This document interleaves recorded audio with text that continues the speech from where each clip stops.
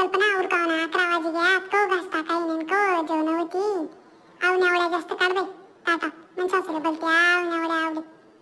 आता आवण्या घालापेक्षा जितपणेच घालवा ना जितपणे नाही जीव लाया आणि मरी गेल्यावर मोठा बी घास टाका तर त्या माणसं काय खावायला येत असता तू माझ्यासाठी पावाली होती माणसासून जे सांगवी ते कर दिदवी मी तू तरी कधी मी सांगवी बो आणि ते कळवी तू तर मला याडकानी भाजी सुद्धा विचारत नाही सकाळी संध्याकाळ काय कराने शे सासूबाई का काय काही नाही तुलाच मन तापतासन तूच करी ठेवस थाटात येस भाजी तेव्हा समजस मी सासू तशी गुन्नी बिवी मग